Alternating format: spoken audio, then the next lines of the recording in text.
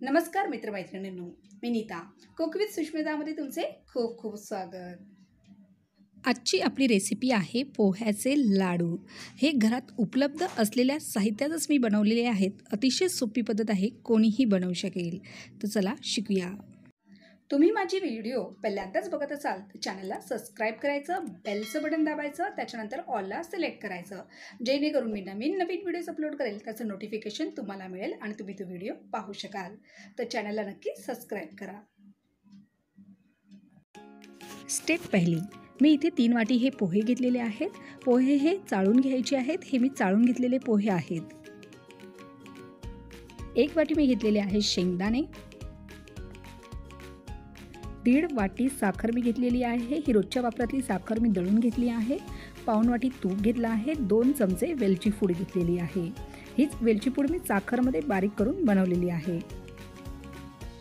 Step दुसरी, तवा इथे चांगला गरम करायचा आहे, नंतर मध्यम करायचा आहे आणि पोहे जे आहेत चांगले कुरकुरीत होईपर्यंत आपल्याला भाजून घ्यायचे आहेत। सतत परतत राहायचे आहे आणि पोहे असे मध्ये चेक करायचे आहेत कुरकुरीत झाले की नाही।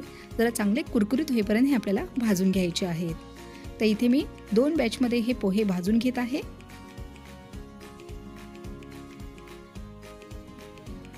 कुरकुरीत झाले की पोहेच्या नंतर आता आपल्याला शेंगदाणे भाजून घ्यायचे आहेत। शेंगदाणेही चांगले आपल्याला मध्यम गॅसवर भाजून घ्यायचे आहेत। स्टेप तिसरी, पोहे थंड झाल्यानंतर आता हे मिक्सरमध्ये आपण काढून घेणार आहोत आणि त्याचबरोबर शेंगदाणे सुद्धा आपण लावणार आहोत। इथे मी शेंगदाण्याची सालं नाही काढणार आहे। शेंगदाण्याचे साली सकट आपण ते इथे वाटून घ्यायचे आहेत, कारण याचं आपल्याला पेटच बनवायचं आहे। शेंगदाण्याच्या सालीमध्ये अँटीऑक्सिडंट चांगल्या प्रमाणात असतं, जे आपल्या तब्येतीसाठी खूप चांगलं असतं।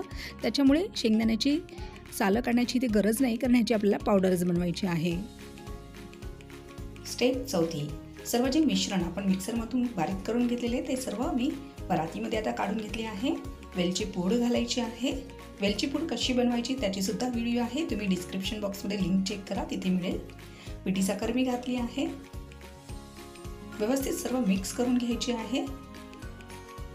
साखरेचे बरेच गोळे झालेले दिसतात, तर हे मी सर्व मोडून घेत आहे। आधी सर्व मिक्स करून मग हाताच्या सहाय्याने हे सगळे जे गुठल्या दिसतात ते मोडून घ्यायचे आहेत। मिश्रण सर्व एकजीव करून घ्यायचे आहे।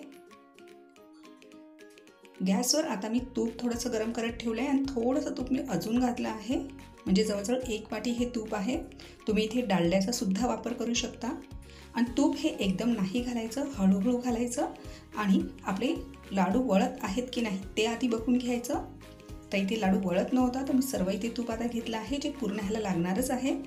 तर सर्व व्यवस्थितपणे मिक्स करून मी आता इथे घेत आहे आणि आता आपण लाडू वळूया। तर बघते मी परत लाडू वळत आहेत की नाही। तर आता हे बघा मस्तपैकी लाडू वळायला लागलेले आहेत। तर असेच मी सर्व लाडू आता बनवून घेते। तर आहे की नाही एकदम सोप्या पद्धतीने हे पोह्याचे लाडू। तर नक्कीच तुम्ही बनवा, कमेंटला मला कळवा कसे झाले आहेत। इंस्टाग्रामला मला फॉलो करा।